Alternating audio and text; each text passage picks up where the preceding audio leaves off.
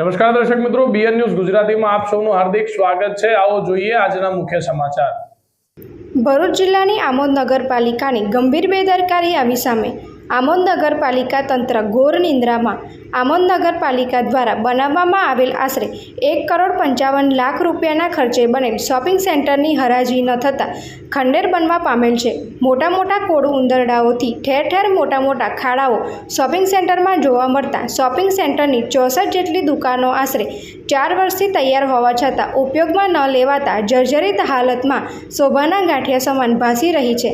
બીજી ખાસ નોંધનીય બાબત એ છે કે શોપિંગ સેન્ટરની સામે લારી ગલ્લા અને કેબિનોવાળાઓએ અડ્ડો જમાવ્યો છે અને રોડ રસ્તા પર પોતાનો માલ સામાન મૂકી દબાણ કરી ટ્રાફિકની સમસ્યાનું સર્જન કરેલ છે। શોપિંગ સેન્ટરની સામે દુકાનો અને લારી ગલ્લાવાળા ખાણીપીણી નાસ્તાનું વેચાણ કરતા હોય દુર્ગંધ દ્વારા ગંદકીનું સામ્રાજ્ય હોવાથી મોટા મોટા કોળ ઉંદર દ્વારા શોપિંગની દુકાનોમાં પોલાણ કરી પાયામાં લૂનો લગાડેલ છે।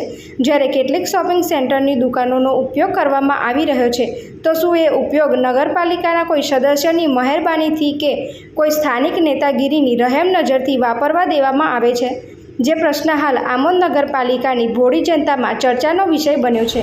Reporter Ramesh Parmar, BN news Gujarati, Jambusar. કરોડના ખર્ચે શોપિંગ સેન્ટર બનાવવામાં આવેલું છે, જે શોપિંગ સેન્ટર છેલ્લા 1 વર્ષથી બનીને તૈયાર છે, પરંતુ કોઈ અગમ્ય કારણોસર એનું ઓપનિંગ કરવામાં નથી આવતું।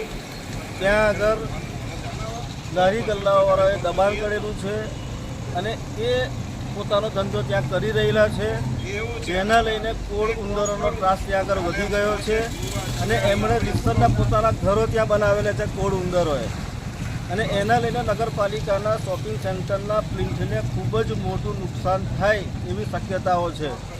આગામી દિવસોમાં ચોમાસું માસ શરૂ થવાનું હોય અને એ હોલ જે પડી ગયેલા છે એમાં પાણી જઈ અને નગરપાલિકાના શોપિંગ સેન્ટરને ખૂબ જ મોટું નુકસાન થાય એવી શક્યતાઓ છે। જેથી આ બાબતે મેં એક અરજી આપેલી છે, એના વિડીયોગ્રાફ બનાવીને અને એના ફોટોગ્રાફ બનાવીને પણ નગરપાલિકાના એન્જિનિયરને અને ચીફ ઓફિસરશ્રીને બતાવેલા છે અને આજે લેખિતમાં અરજી આપેલી છે કે આ બાબતે વહેલામાં વહેલી તકે કે વરસાદ શરૂ થાય એ પહેલાં યોગ્ય નિર્ણય લેવામાં આવે એવી આશા મને છે।